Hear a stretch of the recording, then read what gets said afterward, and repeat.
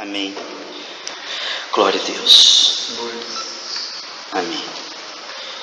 Queridos, que a paz seja convosco. Nós continuamos com o tema chamado Não Temas. Hoje, a parte 3. E vamos iniciar dentro desse tema lendo. Eu vou ler, você pode acompanhar, por favor. Ruth capítulo 2. Ruth capítulo 2, Boaz elogia o cuidado altruísta de Ruth para com Noemi. E tinha Noemi um parente de seu marido, homem valente e poderoso da família de Elimeleque, e era o seu nome Boaz. E Ruth, a moabita, disse a Noemi: deixa-me ir ao campo e apanharei espigas atrás daquele em cujos olhos eu achar graça. E ela disse: vai, minha filha. Foi, pois, e chegou e apanhava espigas no campo após os segadores, e caiu em sorte uma parte no campo de Boaz, que era da família de Elimeleque. E eis que Boaz veio de Belém e disse aos segadores: o Senhor seja convosco. E disseram-lhe eles: o Senhor te abençoe. E disse, pois, Boaz ao moço que estava sobre os segadores: de quem é essa moça? E respondeu o moço que estava posto sobre os segadores e disse: esta moça é moabita, que voltou com Noemi dos campos de Moabe. Disse-me ela: deixe-me colher espigas e ajuntá-la entre as gavelas. Após os segadores, assim ela veio, e desde amanhã até aqui, agora, a não ser um pouco que esteve sentada em casa. Então disse Boaz a Ruth: ouve, filha minha, não vás colher em outro campo, nem tampouco passes daqui, porém aqui ficarás com as minhas moças. Os teus olhos estarão atentos no campo que cegarem, e irás após elas, e não dê ordem aos moços que não te molestem. Tendo tu sede, vá aos vasos, e bebe do que os moços tirarem. Então ela caiu sobre o rosto e se inclinou à terra e disse: por que achei graça aos teus olhos, para que faça isso de mim, sendo eu estrangeira? Amados, nós temos falado no tema Não Temas sobre a transferência que nós precisamos desde a queda de Adão, disso que é a renovação da mente, que já aconteceu no nosso espírito, do medo para a fé, da inimizade para a generosidade, da carne para o espírito. Há uma necessidade de mudança radical, porque desde a queda de Adão, o homem tem um comportamento de medo, um comportamento de egoísmo, um comportamento de carnalidade. E agora há um processo de transferência gradativa pela graça, que requer a nossa entrega para que Deus faça essas devidas modificações. E essas modificações que Deus vai fazendo em nossa alma, vai nos libertando, nos destravando, para conseguir o quê? Transformar a nossa fé em atitude. Não creio numa fé sem obras, numa fé teórica, numa fé religiosa. Isso não resolve nada. O que nós cremos é numa fé bíblica que consegue se transformar em atitude, e essa atitude, como fundamento de doutrina, essa atitude, ela revela a grandeza de Deus. Lá em 1 Pedro 2,9 diz que Deus nos chamou para revelar as grandezas de Deus. E a grandeza de Deus é o seu amor, é a sua misericórdia, é a sua sabedoria, é a sua alegria. Não é verdade, amados? O seu caráter. Então nós estamos sendo agora restaurados para ganharmos novamente mais semelhança com o Senhor e assim trazer glória para o Senhor. Como? Agindo como Ele age, pensando como Ele pensa, falando como Ele fala. Tal Pai, tal Filho. Essa mudança necessária fará com que o mundo seja impactado por um evangelho demonstrado, por um evangelho de pessoas que conseguem transformar em atitudes práticas a sua fé, impactando a sociedade como? Através do seu caráter, das suas palavras e do seu comportamento ungido, não por esforço, por cobrança de comportamento, mas pela graça. O que nós vemos aqui? Que Ruth chegou ali com a sua sogra, uma situação de penúria financeira. E aqui Boaz, que simboliza o Senhor Jesus, recebendo nós na igreja, e a pessoa só vai ali buscar comida e acaba casando com ele. Quer dizer, Deus sempre dá mais do que nós pedimos. Ruth foi ali como símbolo de uma estrangeira, porque Jesus primeiro foi oferecido aos judeus, eles rejeitaram, e depois foi oferecido aos gentios. E Ruth, como moabita, era excluída, mas ela vai até lá, e Boaz não só ajuda ela, mas casa com ela. O que nós vemos que desde a queda, o que nós vemos no ser humano é um conflito interno muito intenso e constante. Conflito consigo mesmo, gerando traumas, complexo, competições e trazendo uma ótica de desprezo para com as pessoas. O que nós vemos então é a religião, nós podemos chamar a religião de o evangelho de Caim. Ou seja, o que me importa acontece fora do portão da minha casa, não tenho nada com isso. Foi o que Caim falou? Sou eu porventura o guardador do meu irmão? Não tenho nada a ver com a vida dos outros. Eu sou uma pessoa egoísta. Se alguém não me beneficiar, eu brigo, eu xingo, eu bato. Eu sou cristão, mas eu sou uma pessoa violenta, crítica, maldosa, competitiva, uma pessoa orgulhosa. Quer dizer, esse é o evangelho de Caim. É o evangelho que, professando Jesus, revela Satanás. Essa é a maior arma de Satanás, são os demônios religiosos, que fazem com que as pessoas que professam religião, por não terem a renovação da mente, elas não se importam com ninguém e não tomam atitudes de fé que revelam o amor de Deus. O pior crente é aquele que não sara para revelar de forma prática o amor de Deus. Quando um cristão não amadurece, não frutifica, e não chega à maturidade, não revela o amor de Deus, ele passa a ser uma arma perigosa e muito útil na mão de Satanás. Porque o crente que dá mau testemunho, ele prega com o seu despreparo, Caim. Você vê, um crente que não for mudado, aonde ele vai estar? Não havendo essa transferência necessária, esse trabalhar necessário, essa renovação necessária, o que vai acontecer, queridos? Vai estar intacto, ele vai estar na igreja com uma alma antiga. Olha, na verdade, é muito raro um coração quebrantado e precioso assim. São pessoas que recebem essa palavra com mansidão, que reconhecem áreas da sua vida e que precisam de restauração. Isso é um maior privilégio. Quando uma pessoa diz, eu errei, eu pequei, eu fiz, eu não devia ter feito isso, me ajude em oração. Isso é um em um milhão. O Senhor diz que passa os olhos pela terra procurando uma pessoa assim, porque quase todos escondem o seu pecado, dizendo, eu não fiz, quem fez foi aquele, eu de jeito nenhum, eu não entendo. A grande maioria das pessoas não sabe por quê? Porque encobre seus pecados. A Bíblia diz que aquele que encobre seus pecados jamais prosperará. Tudo que ele fizer vai dar errado, tudo que ele pôr a mão não tem a bênção de Deus.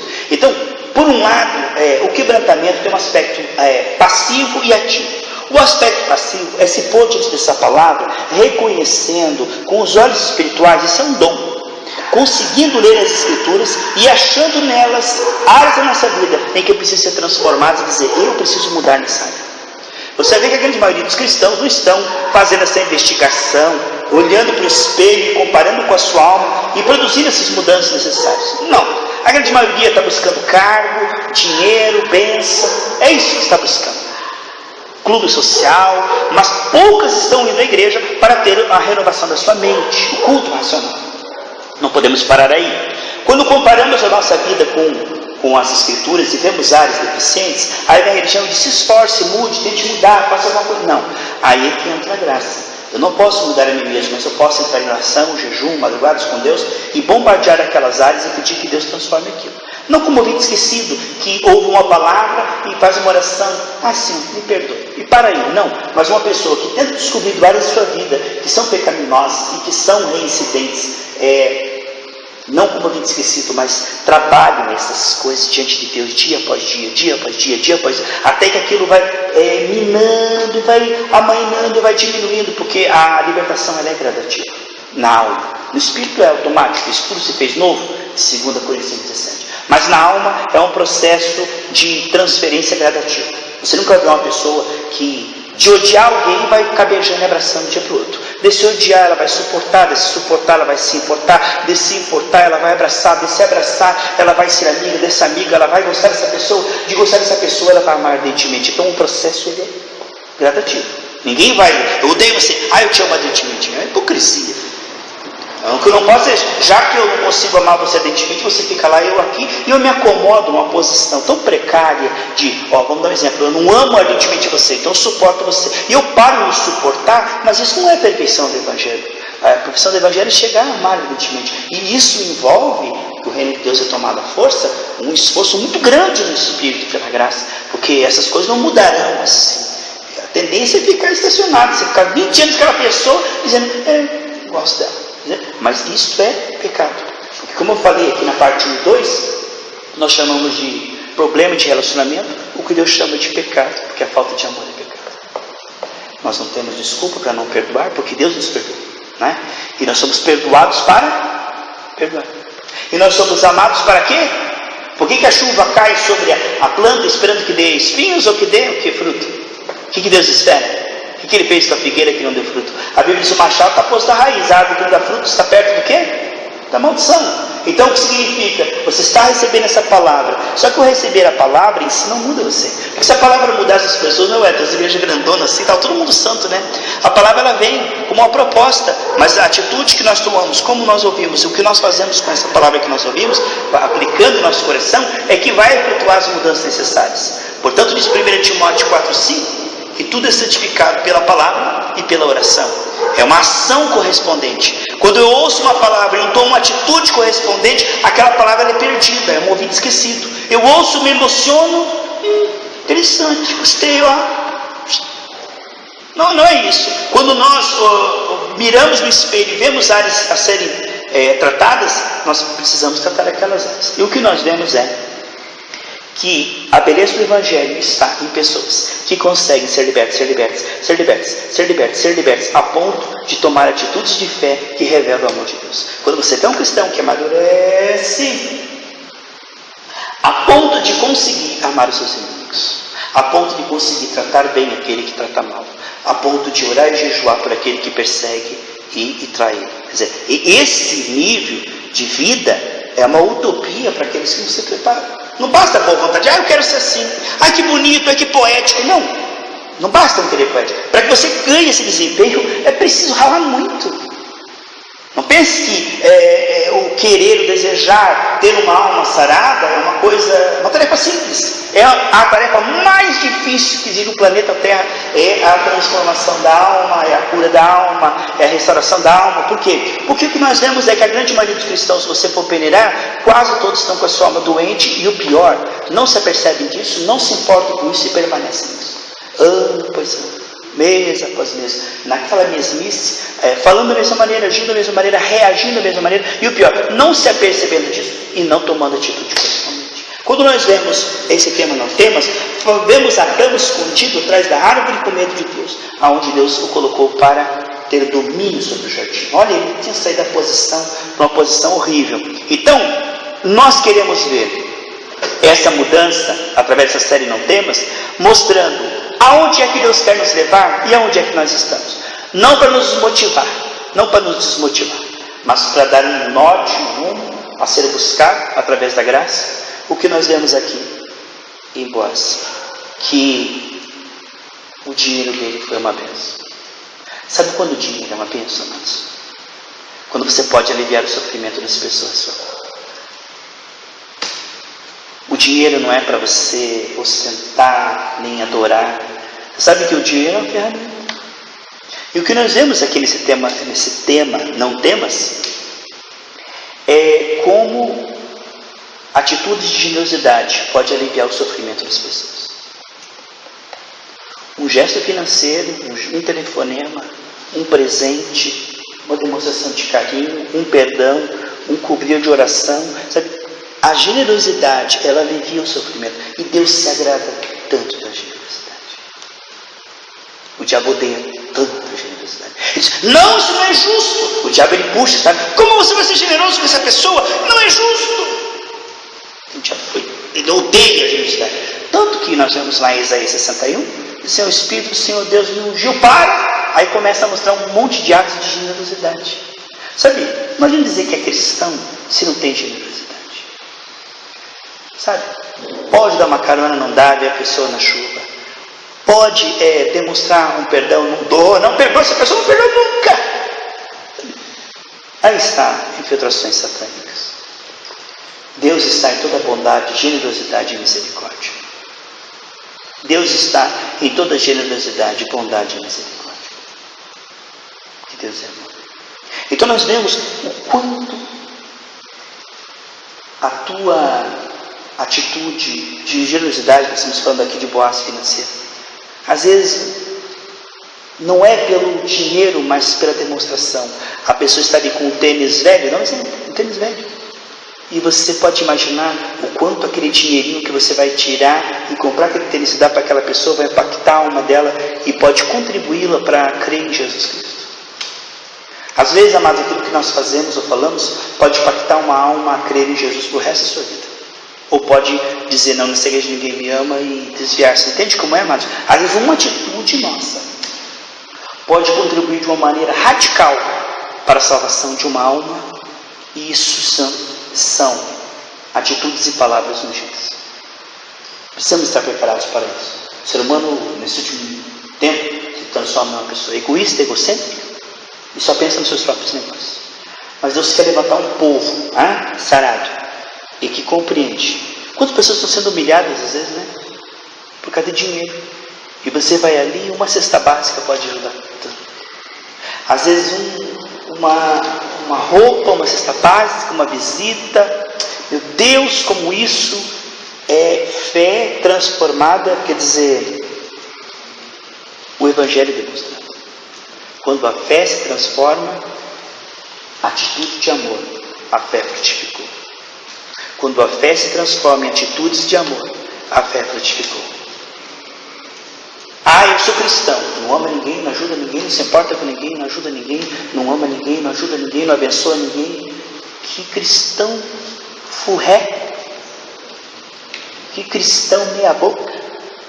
Porque cristão é aquele que luta para trazer uma pessoa no culto, luta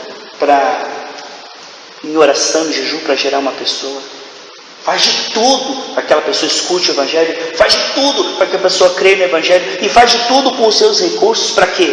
Para abençoar alguém.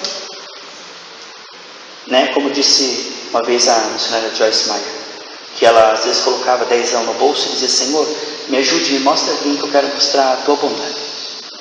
Eu quero usar esses 10 reais. Não com a pessoa errada, mas eu quero, através desses 10 reais, ou 10 dólares, 50 dólares, demonstrar a tua generosidade. Eu quero demonstrar o seu amor através do dinheiro. E você sabe que através do dinheiro você pode demonstrar o amor. Eu estou dizendo de uma forma pura. Então que nós possamos ser assim. Libertos do amor ao dinheiro. Que dinheiro não é para ser acumulado, mas dinheiro é para fazer boas obras. Amém, irmãos? Dinheiro é para abençoar. Às vezes, pergunte para Deus, Deus, quem é que está precisando de dinheiro? Procure saber quem está em necessidade. Eu não quero me envolver, quer saber? Procure saber. Às vezes a pessoa está sendo humilhada com o talão de luz cortado. Isso significa tanto para aquela pessoa. Então, quando nós levantamos uma igreja que se importa com a luz atrasada do irmão, nós estamos gerando uma igreja apostólica, uma igreja bíblica. Quando nós geramos uma igreja que se importa com o calçado, ou com a roupa da viúva, ou com o calçado do órfão, quando nós damos uma igreja que se importa com quem está passando necessidade, eis aí nós estamos levantando uma igreja. Porque hoje, amados, as pessoas estão sendo geradas para adquirir para si. Mas rico não é aquele que cresce financeiramente para si. Rico é aquele que cresce em generosidade e com o que tem reparte e ajuda outros. Amém, amados? Vamos levantar uma igreja generosa. Uma igreja humilde e generosa que transforma a sua fé em atitudes de bondade.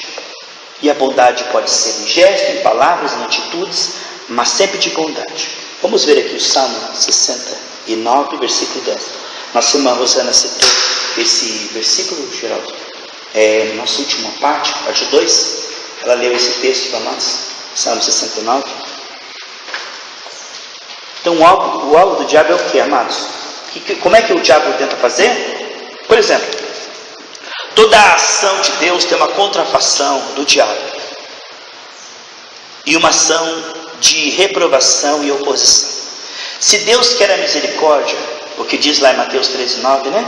É 13:9 em Mateus? Que diz que o que Deus quer é misericórdia. Deus deixa claro isso.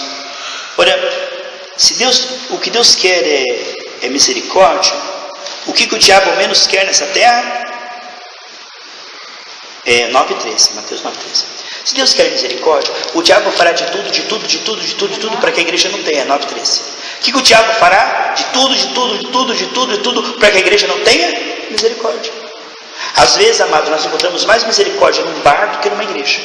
No bar, a pessoa vem cá, eu te pago uma pinga aqui, pode falar. E ouve a pessoa e não critica, e ajuda e ama. E na igreja você erra, daqui 10 anos estão falando, não te perdoa, fica com um olhar malicioso, a pessoa entra desprezando, está julgando. Então na igreja existe muita atuação de demônios, porque onde é o trigo é o joio, e sempre há mais joio que trigo. Então, quem que impedia as pessoas de chegar até Jesus, que tinha que fazer um buraco no teto para que a pessoa chegasse até Jesus? As pessoas estavam à volta de Jesus e impediam aos outros de se aproximar. Sabe quem é que impede as pessoas de conhecerem Jesus? A religiosidade humana. A religião, ela trabalha dentro da igreja para provar que Jesus não está ali, para provar que tudo aquilo é uma farsa e que não adianta nada. Isso de uma maneira muito sutil, a gente não percebe isso.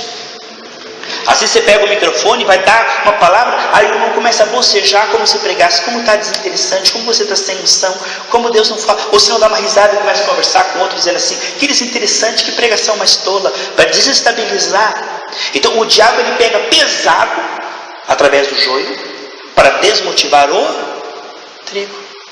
Qual é o trabalho de Satanás? Através de espíritos religiosos, ele trabalha arduamente para não somente cegar algumas pessoas contra a misericórdia, mas se tornar uma pedra tão terrível naqueles que usam misericórdia, que são poucos, para desmotivá-los. Porque veja bem, vamos dar um exemplo que tenha 40 pessoas uma igreja, 30 são carnais e mundanos, e 10 são misericordiosos. Qual é o alvo de Satanás? Os 10 misericordiosos. Aonde é que ele vai usar os 30 contra aqueles 10? Para quê? Para fazer com que a pessoa que está usando misericórdia diga assim, não adianta usar misericórdia, não adianta ser, não, quer saber uma coisa, eu não quero mais se portar com ninguém, eu vou cuidar da minha vida, que morra todo mundo. Entendeu? O que ele quer fazer? Ele quer apagar aquele que está aceso. A luz incomoda quem quer ficar nas trevas. Certo? Então, o que o diabo faz? Ele procura dificultar ao máximo a misericórdia, fazendo com que a pessoa que está usando de misericórdia veja a misericórdia como inviável. É o que a Bíblia diz, a parte dos tais que dizem que professam a Cristo, mas negam a eficácia da misericórdia. Sabe o que acontece?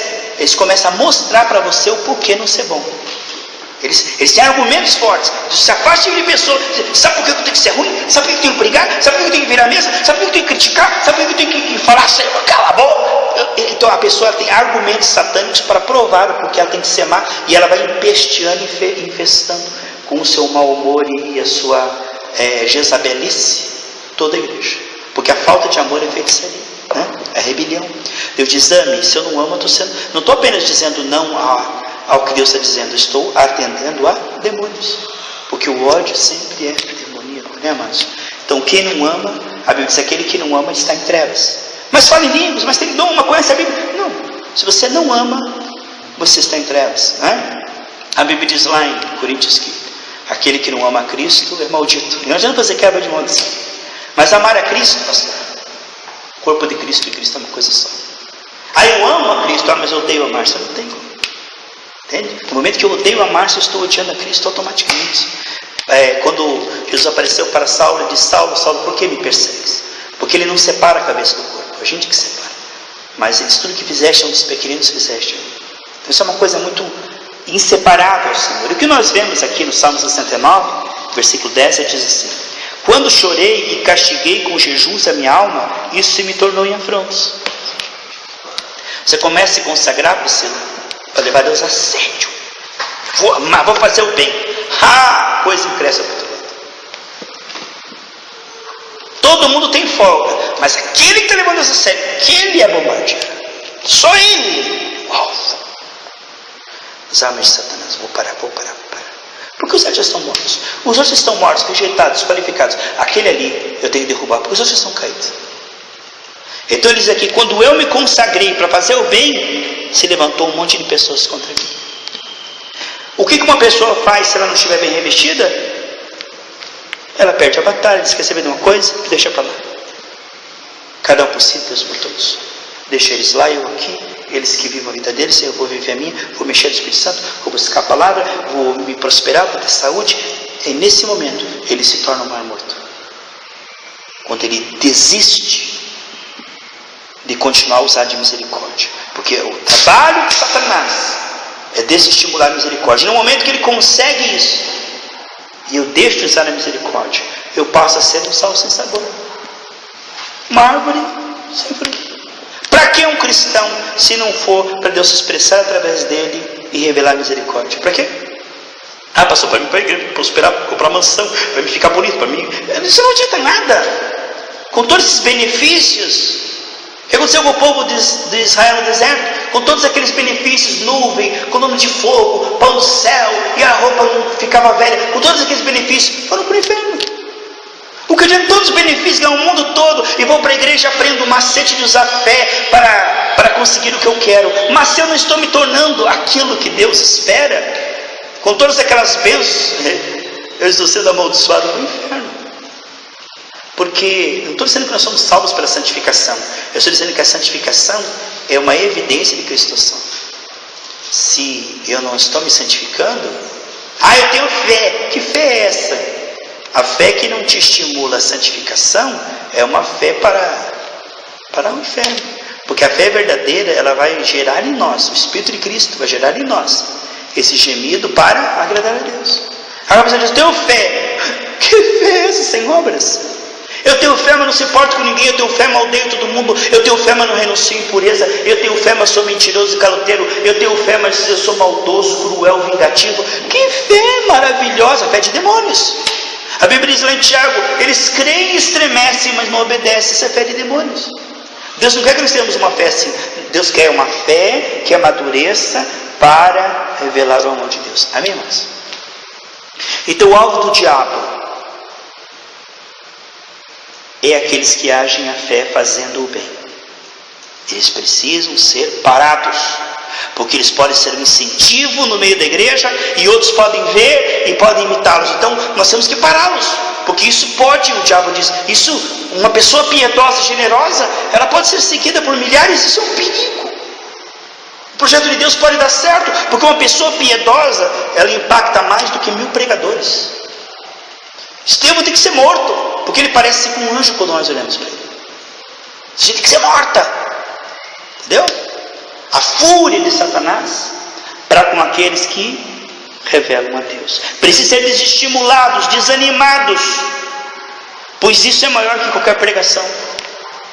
Cristãos piedosos são os maiores pregadores e verdadeiros pregadores. O Evangelho demonstrado. Então, precisamos pará-lo. Porque se não vão acreditar em Jesus olhando para eles, o jeito que eles falam, o jeito que eles agem, a bondade deles, eles vão acreditar em Jesus. E nós temos que ter um monte de crente, tudo meia boca, tudo egoísta, tudo xingão, tudo briguento, tudo competitivo, tudo sensual. Sabe? Temos que gerar assim, para que as pessoas cheguem e olhem assim, isso é cristianismo e saiam fora.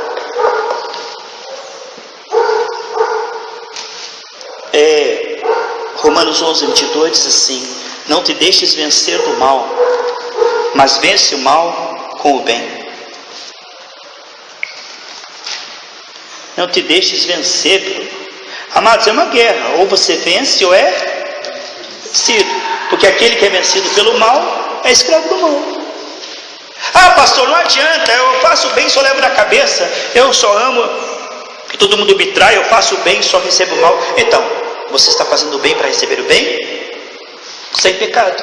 Se eu te trato bem esperando que você me trate bem, eu estou em pecado, porque não é essa aliança que eu tenho com Deus.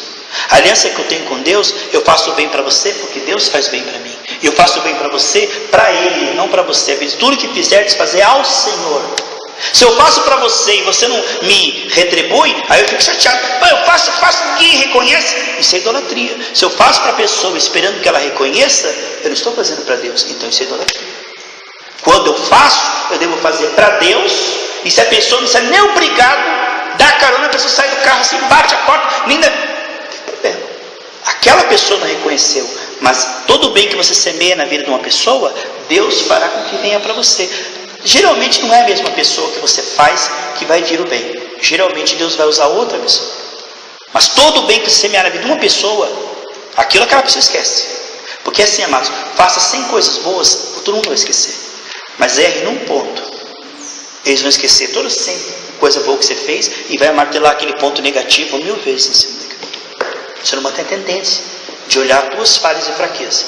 Se o pastor tem pontos positivos, mas um ponto falho, aquilo ali que vai ser bombardeado. Eles procuram um ponto falho no seu trabalho de Satanás, porque todo pastor tem um ponto falho, quem não tem? Então eles procuram um ponto falho para o pastor e jogam no ventilador, e geralmente quem faz isso se arrebenta. Então o que nós vemos é o quê? Que precisa ser estimulados e parados os misericordiosos. O diabo tem que provar que a misericórdia é inviável. Ela é sofrida, você vai sofrer. Amados, é melhor sofrer fazendo bem, que tem galardão, do que fazendo mal. Se alguém sofre pelo evangelho, isso é honra. Agora, se sofre por ser malfeitor e quem se intromete em negócio alheio, aí é problema seu. Pega um cachorro pela orelha, é problema teu, você vai te morder. Mas se você está sofrendo por amar a Cristo e perdoar as pessoas, esse é um sofrimento que tem galardão. Então, muitas vezes as pessoas fazem o bem e esperando o bem. Então, isso vai fazer com que ela desanime. Por quê? Porque você não pode fazer o bem esperando o bem. Você tem que fazer o bem esperando traição, maldade, ingratidão. Então, isso é normal. Não, isso é normal. Porque Deus vai te recompensar. Deus está vendo. É claro que para 10 pessoas que você fizer o bem, 9 vão te fazer o mal. Isso é óbvio, meus irmãos. Mas depois que você fez todo o bem e a pessoa fez o mal, o que você faz? Pastor, eu me vingo e vou para o jejum para essa pessoa morrer seca. Não, Jesus disse, Pai, perdoa-lhes, porque não sabe o que faz. Você continua vencendo o bem, o mal com o bem. Você continua. Porque se você se contamina, nada que vem de fora contamina, mas o que vem de dentro contamina. Ou seja, eu faço o bem para você, você me faz o mal. Aí eu fico chateado com você. O que acontece? O mal entrou em mim. O mal me venceu. Por quê? Eu fiz o bem, você fez o mal. E quando você fez o mal, eu fiquei chateado. Quando eu fiquei chateado, o mal entrou. Não, eu fiz o bem, você fez o mal. Eu fiz o bem, você fez o mal. E eu continuo te amando e perdoando. Então isso significa a vitória da luz sobre as trevas. Agora, se o teu mal venceu o meu bem, que bem, Michuruca. Que espírito é esse? Certamente o Espírito Santo. Pastor, eu não aguento aquela pessoa, eu não suporto ela, pastor, não dá. Cadê o Espírito Santo na tua vida? Certamente o Espírito Santo foi te dado só para isso, para você conseguir renunciar às tentações, para você conseguir amar os seus inimigos e se manter puro. Quer dizer, agora uma desculpa, não é? Você como que é, pastor? Esse desejo é mais forte do que eu. Esse é o hipócrita. Como esse desejo é maior que vocês, 1 Coríntios 10:13 diz que nunca haverá tentação maior do que o Espírito Santo te sustentará, e você pode renunciar a toda a tentação, e você é mais forte que toda a tentação. Então, não, pastor, mas você não entende, eu não consigo. Então você está na carne, ou você não tem o Espírito, ou você é um feiticeiro, você é um macumbeiro. Porque uma pessoa que diz diante do Espírito Santo dentro dele, diz, eu não consigo amar essa pessoa, eu não consigo perdoar essa pessoa, eu não consigo renunciar à tentação, essa pessoa está endemoniada. É ou não é? Diz a verdade. Dizer diante do Espírito Santo que nos foi dado, eu não consigo, isso é pecado. Nós não temos esse direito de dizer eu não consigo. Então diga a verdade. Eu gosto de ser mal e eu não quero. Aí você está sendo sincero. Gostei, parabéns, agora gostei. Eu não gosto dessa pessoa e eu gosto desse prazer que eu tenho de odiar ela e falar mal dela. Eu sinto prazer em ser ruim, em ser perverso. Agora você vai falar a verdade. Você ama as trevas. Gostei, agora você foi verdadeiro. Pela primeira vez. Agora eu não consigo lidar com essa pessoa, não aguenta. Não minta para o Espírito Santo. Você não quer amar e perdoar, você não quer Jesus, você não quer a luz, você não gosta do projeto de Deus, você confessa isso com a sua boca, mas o projeto de Deus já vai perdoar, não te apetece, não te agrada, porque você gosta de crer, quer briga e confusão. Tem pessoa, mano, que se ela for numa pizzaria vai ter confusão, se ela for numa festinha tem barraco, aonde ela vai tem um espírito de confusão. Eu gosto de briga, eu gosto de confusão, eu gosto de... E as outras pessoas que estão com ela não tem confusão. Então o que é isso? É um espírito. Porque nós, amados, teremos muitos inimigos, mas nós não temos nenhum. Você entende como é? O cristão, ele tem um monte de inimigos. Tem um monte. Mas ele mesmo não tem nenhum. Jesus chamou Judas de amigo. Judas era inimigo de Jesus. Mas Jesus olhava Judas como um amigo. Se é bobo, se é amigo de pecador, Jesus, como é que chamavam? Os fariseus chamavam Jesus? Amigo dos pecadores. Entende como é? O crente diz, eu tenho um inimigo, então você está indo para o inferno. A pessoa que tem um inimigo, ela está indo para o inferno. Pessoas se fazem, meus amigos, o problema é deles. Pessoas me odeiam, o problema é deles. Eu não odeio ninguém, eu amo todo mundo e eu não tenho ninguém. Então, se farão inimigos teus, não tem dúvida, dentro da sua própria casa. Mas aquele que disser, eu não gosto daquela pessoa, pode saber que você é um desqualificado do céu. Você está dentro da igreja, caminhando para o inferno. Mas não suporta a voz daquela pessoa, pode saber que você vai para o inferno. Ou você lida com isso, ou esse demônio encalacrado te levará para o inferno. Mas eu creio que nós escapamos, amém, irmãos, pela graça. Porque professo que amo Jesus e tem um demônio de ódio, inimizade, sensualidade, e aceito isso passivamente, certamente não tem salvação. Todos nós lutamos contra a sensualidade? Lutamos. Todos nós lutamos contra o ódio? Lutamos. Todos nós lutamos contra a incredulidade, o medo? Todos nós lutamos. Mas se nós não lutamos, então nós somos vencidos. Porque aquilo que você não combate, você aceita. E só ficará na sua vida o que você permite. Por exemplo, eu tenho um ódio que passo 10 anos e continuo com ódio. Esse ódio está aí, é um demônio de estimação. É o demônio de estimação. Pastor, eu tenho um problema sexual, mas eu nunca venço ele. Então, porque você gosta dele. Porque se você lutar contra isso, você vence isso. Porque a unção foi dada para vencer, não para empatar, não para perder. Jesus não está em nós para nós perdermos. Tem gente que nunca prospera, nunca sara, nunca vence em áreas nenhuma. Isso aí é um demônio. Porque Deus nos fez para ser de glória em glória e fé em fé. Amém, amados? Você crê nisso? Que há uma vida. Então, mas sabe como é que o diabo faz para que a pessoa não saia? Ela joga embaixo do tapete e diz assim, não existe esse problema, Alice em Países Maravilhas. Você não tem problema de relacionamento com ninguém, você ama, seja falso. Oi, querida, eu amo todo mundo, que legal. Hipócrita. Ninguém ama todo mundo, tem que aprender a lidar com certas pessoas difíceis que você suporta agora e vai lutar em oração e jejum até você conseguir amar. Quando eu falava isso uma vez, as pessoas falavam, não é verdade que eu tenho um relacionamento bom com todo mundo, não tenho não, mas eu procuro tratar com amor, com cortesia e suportar e orar até amar essa pessoa, porque esse é o meu alvo, entendeu? Nós chamamos isso de pecado. Agora, tem os extremos, né? Aquele que diz que ama todo mundo e sente amor por todo mundo, e tem aquele que se acoca no mal e diz, eu não gosto, não vou gostar, e gosto de não gostar. Então isso abraçou a causa satânica. Amados, não há desculpa para não amar. Isso é um alvo básico. Fazer um bolo de chocolate sem chocolate não é bolo de chocolate. Cristão que não ama e não perdoa e não consegue pelo menos tratar bem as pessoas que tratam mal ela, nem é cristão. Eu estava falando outro dia, até estava falando com a missionária Márcia comigo lá no carro. Você vai numa empresa secular e a câmera te filmar destratando um outro funcionário, você é demitido por justa causa. Porque a regra básica, isso aqui é mundano, estou falando coisas que se fazem aí, essas técnicas aí, final de semana de funcionário, técnica básica, chula. Você tem que ter pelo menos cortesia e fala baixo, com amor e com carinho com todo mundo. Isso é o básico. Regra de boa convivência. Você pode odiar a pessoa lá no mundo. Você não pode levantar a voz para ela, não pode gritar com ela, não pode ofender ela, não pode maltratar ela. Isso é regra mundana. Agora imagine nós que somos representantes do Deus de amor. Aonde vamos arrumar desculpa? Irmão, visitantes igrejas de pessoas são cruéis, dobram o joelho, mas são perversas, são iníquas. Mas isso aí são demônios, lobos em pele de ovelha. Mas nós que estamos aqui, amados, Jesus chamado Rosa de Saron. A rosa, se você aperta ela assim, ela não te morde, não grita, ela deixa o perfume na tua mão. Todo o mal que você faz para ela perdoa e transforma em bênção para você. Pastor, mas se fizer assim, você é um bobão. Não, Deus vai te vingar, porque Deus existe. A Bíblia diz em Mateus 5,39, não vos vingueis a vós mesmos. Se alguém te bater na face direita, dê a esquerda, se bater na esquerda, dê a direita. Então você é um bobão, vão pisar em mim, vão fazer ele trouxa. Não vamos fazer ele trouxa, porque Deus vinga. Deus faz justiça, a Ele pertence justiça. Ou você pensa que Deus está dormindo, o que o homem semear não vai colher, e as pessoas que fazem mal para você, se elas não se arrepender, elas vão sair de boa, assim, não, elas vão pagar, só que você não é o cobrador, você não é o juiz, eu não sou o juiz. Não, isso não é justo. Não é justo? Deixa Deus fazer justiça. Ele diz, minha vingança vem. Não, eu tenho que fazer isso, não está certo, eu tenho que virar a mesa. Não tem que virar a mesa, tem que amar, perdoar, orar, jejuar e tratar bem essa pessoa. Eu sei que esse evangelho é loucura para você ter. Tem muita gente que fala assim, eu sou cristão, sou cristão.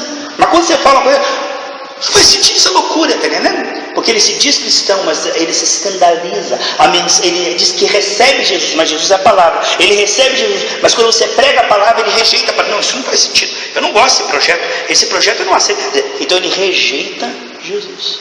Porque o projeto do Senhor é este. E não adianta dizer, Senhor, Senhor. O Senhor quer que você abrace o projeto dele, ganhe o projeto dele e transforme o projeto dele em atitude. Aí você crê em Jesus.